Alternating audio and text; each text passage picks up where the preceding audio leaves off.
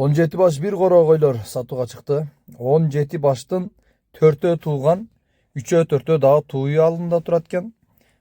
Kalgandары жақын боз, bir ay, bir жарым айдың içinde туып бүтө турган koylar.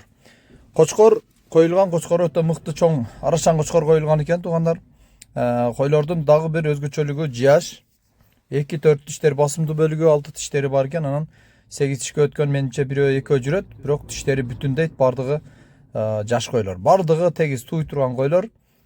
Kozlarının arasında bir kara bir kızıl küçtü koçkor kozlar жүрөт. Aldı bir ay болуп tuğanına. Ал эми koylardın жайгашкан жери Өзгөн району Куршап айылы. Ош-Бишкек трассасынын боюнда бардык багыттарга жеткирүүгө ыңгайлуу жерде. Жаңыдан сапатка өтүп, жаңыдан кoro кылып баштайм деген сыртта жүргөн агалар, инелер, дал ушул койлор сиздер үчүн туугандар терилген эмес, бардыгы bir коро, bir кочкор коюлган. Мына ушундай өзүнүн мээнети сиңген жакшы койлор экен.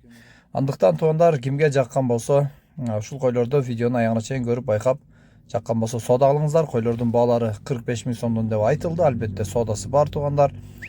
Келишесиздер, чаласыздар.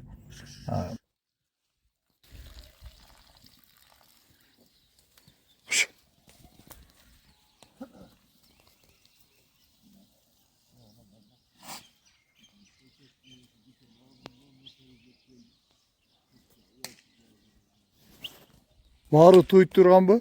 Туйт ака. Полный, а? Бары туйт ака. Төртөө мына жакын туйт. Bir kişi etkide. Көрүнүп турбайбы чоң? Ооба.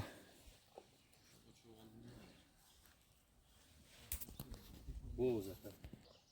Кара козун тумшугун көрдүңүздөр. Ушул кой бар экен, кара козунун энеси. Жаш өйдөрү калгандары. Чоң койлор иншалла.